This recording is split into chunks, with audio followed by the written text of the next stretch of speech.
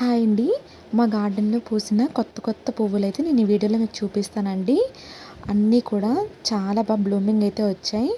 ఇందులో మల్లె పువ్వులున్నాయి, ముద్ద మందారాలున్నాయి, ఇంకా రాధా మనోహరం కూడా.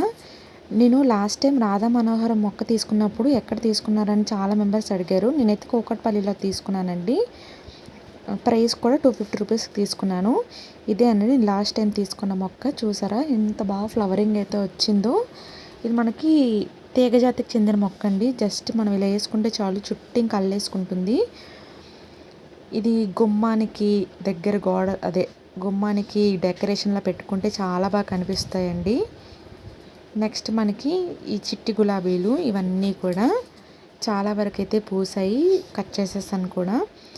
కనకాంబరాలు ఇవన్నీ కూడా చూసారు. ఇది కూడా ముద్ద మందారులో ఒక కొమ్మకి ఎన్ని మొగ్గలు అయితే వచ్చాయో. మల్లె మొగ్గలు అయితే చాలా రకాల వరకు ఉన్నాయండి. గుడ్డు మల్లె, పొడవు మల్లె, ముద్ద మల్లె, ఇంకా అన్ని మల్లెలు ఉన్నాయి. జినియా అండి, ఫ్లవరింగ్ అయితే జస్ట్ ఇప్పుడే స్టార్ట్ అయింది జినియాకి.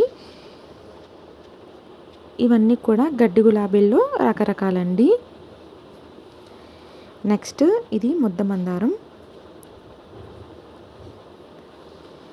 ఇంకా నేను రోజ్మేరీ కూడా లాస్ట్ టైం వేసుకుందానండి.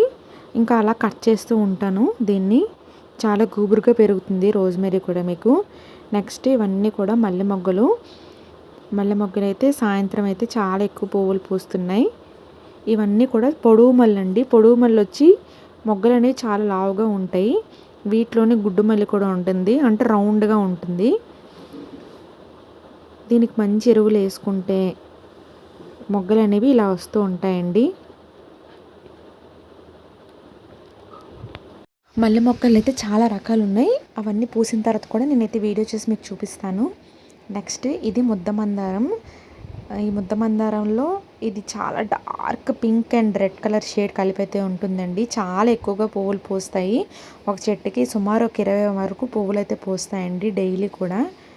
ఎక్కడైనా మీకు ముద్ద మందారం మొక్క దొరికితే తప్పకుండా ఒక మొక్క అయితే వేసుకోండి. చాలా అందంగా ఉంటాయి ఈ పువ్వులు అనేవి.